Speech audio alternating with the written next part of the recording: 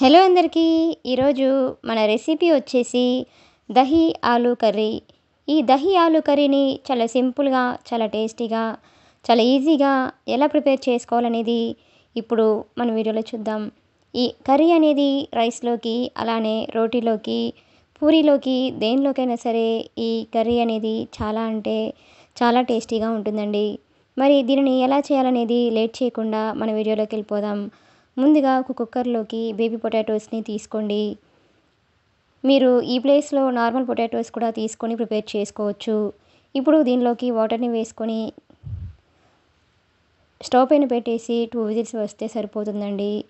2 whistles తర్వాత పొటాటోస్ని ఇలా శుభ్రంగా కడిగేసుకొని దీనిలో చల్లటి నీళ్ళు వేసుకొని ఈ పొటాటోస్కి పైన పొట్టు ఏదైతే ఉంటుందో ఆ పొట్టు మొత్తాన్ని ఇలా తీసేయండి.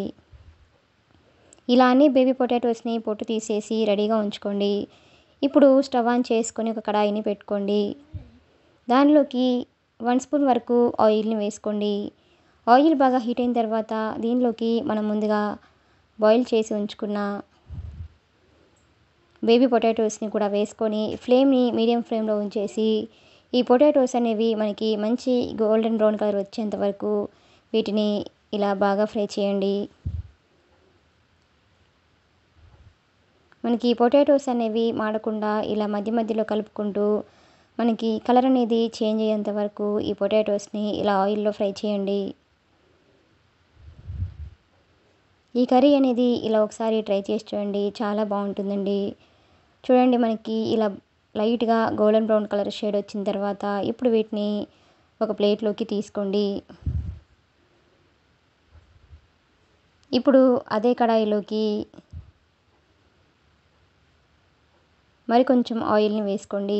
1.5 టీ స్పూన్ వరకు ఆయిల్ని వేసుకొని ఆయిల్ బాగా హీట్ అయిన తర్వాత దీనిలోకి 1/2 టీ స్పూన్ వరకు ఆవాలను వేసుకోండి.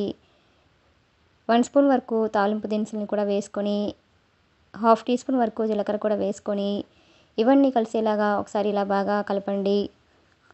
ఇప్పుడు ఫ్లేమ్ని మీడియం ఫ్లేమ్లో ఉంచేసి తాలింపు దినుసులు అనేవి బాగా ఫ్రై అయిపోయాక దీనిలోకి మనం ముందుగా కట్ చేసి ఉంచుకున్న ఆనియన్స్ని అలానే పచ్చిమిర్చిని 4 వరకు తీసుకొని వేసుకోండి.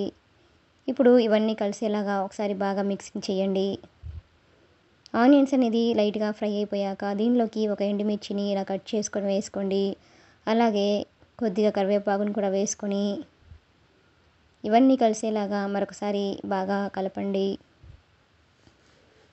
ఈ కర్రీలో కరివేపాకు ఫ్లేవర్ అనేది చాలా బాగుంటుందండి. దీనిలోకి అల్లం వెల్లుల్లి పేస్ట్ని కూడా వేసుకొని ఒకసారి బాగా కలపండి. అల్లం పేస్ట్ అనేది పచ్చివాసన పోయిన తర్వాత దీనిలోకి 2 టమాటోల్ని పేస్ట్లా చేసుకొని వేసుకోండి. టమాటో పేస్ట్ మొత్తం ఆయిల్లో కలిసేలాగా ఇలా ఒకసారి బాగా కలపండి. టమాటో పేస్ట్ అనేది పచ్చివాసన పోయేంత వరకు మూత పెట్టేసి ఇలా ఆయిల్ పైకి తేలేంత వరకు దీనిని ఇలా బాగా మగ్గించండి. ఇప్పుడు దీనిలోకి మీ టేస్ట్కి తగ్గట్టుగా సాల్ట్ని కూడా వేసుకోండి. అలాగే కొంచెం పసుపును కూడా వేసుకోండి. 1 స్పూన్ వరకు కారం, 1/2 టీ స్పూన్ వరకు ధనియాల పొడి, 1/4 టీ స్పూన్ వరకు గరం మసాలా, 1/4 టీ స్పూన్ వరకు మిరియాల పొడిని కూడా వేసుకొని ఇవన్నీ కూడా కలిసేలాగా ఒకసారి ఇలా బాగా కలపండి. ఇప్పుడు కారం అనేది మనకి పచ్చివాసన పోయేంత వరకు దీన్ని బాగా మగ్గించండి. దీనిలోకి మనం ముందుగా ఫ్రై చేసి ఉంచుకున్న బేబీ పొటాటోస్ని కూడా దీనిలోకి వేసుకోండి.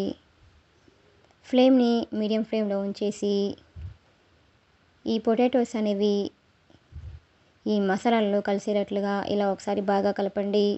ఇప్పుడు మూత పెట్టేసి దీనిని ఒక 2-3 నిమిషాల పాటు బాగా మగ్గించండి. మనకి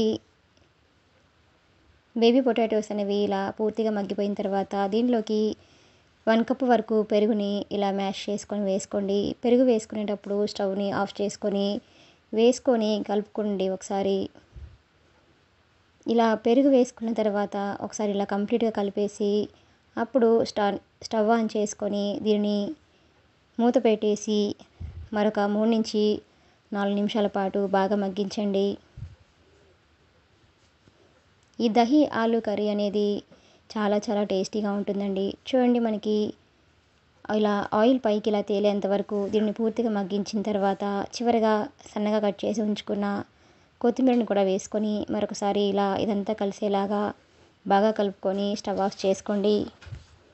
అంతేనండి, ఎంతో టేస్టీగా ఎంతో ఈజీగా ఉండే దహీ ఆలూ కర్రీ అనేది మనకి రెడీ అయిపోయినట్లే. ఇలా రెడీ అయిన ఈ కర్రీని ఒక సర్వింగ్ ప్లేట్లోకి తీసుకొని వేడివేడిగా రైస్లోకి అలానే రోటీ పుల్కా దేనిలోకైనా సరే ఈ కర్రీ అనేది చాలా చాలా బాగుంటుందండి. మీకు కూడా ఈ రెసిపీ కనుక నచ్చినట్లయితే ఒక లైక్ కొట్టండి. Please subscribe my channel, like, share and comment. అలానే ఈ రెసిపీ అనేది మీకు కూడా ఎలా కుదిరిందనేది కామెంట్ సెక్షన్లో కామెంట్ చేయండి. Thanks for watching.